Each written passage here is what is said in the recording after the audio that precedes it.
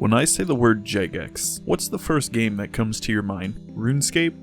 Old school RuneScape? Seeing as how that's pretty much their two biggest games ever, I'd be very surprised if anyone watching this says anything besides that. Though there is a few, and one of those few is actually what we're going to be talking about in today's video. We'll talk about a game that has been shut down for years now and forgotten by the public. That game is called Ace of Spades. And before we talk about Jagex's role in the game Ace of Spades, I want to go back to how the game was originally made, because Jagex was not the original creator of it. Side note, I may not go into full detail about every aspect of the game, and especially the development of it. Back in 2011, the game was initially released in beta as a free-to-play game created by Ben Aksoy.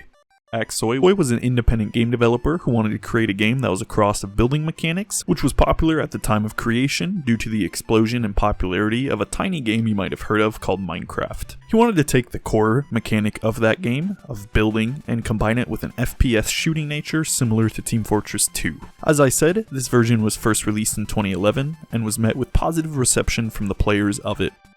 The previously mentioned fusion of gameplay, along with its unique art style, was unique in the scene. The game quickly gained popularity over time and had updates over the course of 2011 and 2012, adding new weapons to the game such as the submachine gun, shotgun, and adding many other features as well, alongside general bug fixes.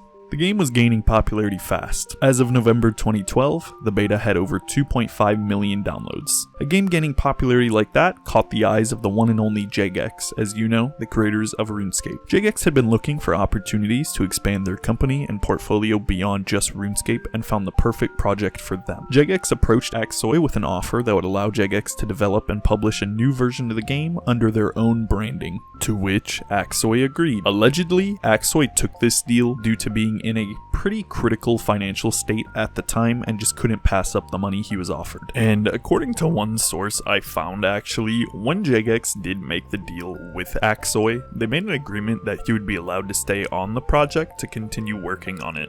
To keep the game looking amateurish and indie, so it doesn't look like it's owned by a huge company such as Jagex, they created a fake company and a fake name to keep that feel for the game. And I actually scrolled to the bottom of the page on the Wayback Machine, and you can see it because it says Ben Aksoy with Soka Studios. The exact date this deal was made is unknown, at least to my research, but Jagex released their own version of the game in December 2012, hitting the shelves on Steam for a whopping $9.99, opposed to the original price of the game, which was nothing. This new version of the game made a lot of changes, good and bad. It featured new graphics, new mechanics, and many other things. It even introduced a class system into the game, which is far different from the original because you would just load in and everyone was the same. These new classes were the Rocketeer, the Miner, the Marksman, and last but not least, the Commando. The game was met with lukewarm reception, changing how the game originally felt with what the classes and payment and so on. After the release of the game, over the years, Jagex had continued to update it, adding weapons, maps, game modes, and even another graphics overhaul in 2014. On February 14th of 2013, Jagex released its first paid DLC to Ace of Spades, titled The St. Valentine's Day Massacre. Coming in at $4.99, this DLC is described as taking you back to 1920s Chicago. You get new characters, maps, weapons, and game modes, adding such period guns such as the snub-nosed pistol, Tommy gun, and even a Molotov cocktail, which, to be honest, I would have assumed was in the game anyway. I'm surprised the Molotov was added this late. So think back to the fact that this game was originally a wide open, free-to-play block voxel game with no classes. You would just load in, destroy stuff, dig, have fun, and Jagex has bought it, re-released it, added classes which everyone hates. It now costs $9.99. And on top of that, instead of releasing free updates, they're releasing DLC you have to pay for. Obviously, this wasn't the best idea from them. A lot of people had an issue with this, and you would have thought they learned their lesson. Well, seeing as how 2 years later, almost 3 years later, on December 8th, 2015, they released their second DLC pack. And I was only able to find one source for this. I did search for like an hour, but apparently it was not $4.99, and this one was actually $7.99. So it was more money than the previous one, and almost as much money as the game costs in the first place. All this does is add 2 new classes to the game, being the Specialist and the Medic. as well as 4 new weapons for existing classes. On top of the paid DLC, I actually believe somewhere along the way they additionally raised the price of the game from $9.99 to $15.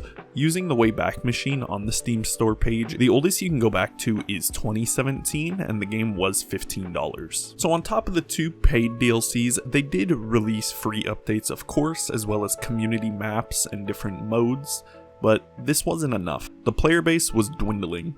The game that everybody loved to play for free back in the day was no more.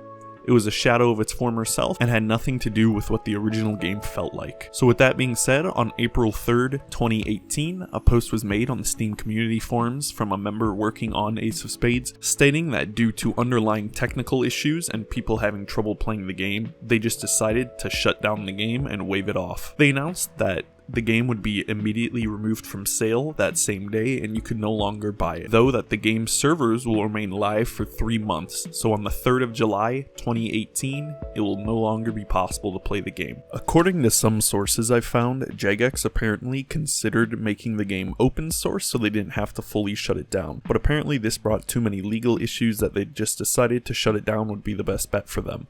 If you never played Ace of Spades back in the day, whether it be the original or remake or what have you, and you've just never even heard of the game until now and want to give it a try, then you're in luck. There is fan-made projects for the game to completely recreate it, and I believe I found 2 separate ones, being Build and Shoot, and then also Open Spades. Now according to my research, the difference between these is that Open Spades is a completely open source, OpenGL based client for the game, so it runs a lot better and you can actually see all the source code and maybe contribute to it. Now it's funny that I say that the open source one, maybe you can run it better, judging how I'm pretty sure you can run this off of a 1964 microwave, but anyway. And then the other project, which is Build and Shoot, I actually believe they are affiliated with each other. I'm not sure if it's, I don't know, some kind of agreement or if they're just straight up made by the same person, because you can actually download Open Spades on the Build and Shoot website, and when you're on the Open Spades website, if you try to go to the community or anything like that, you just get redirected to Build and Shoot. I believe Build and Shoot uses the original launcher for Ace of Spades back in 2011 and it doesn't have any changes or anything like that.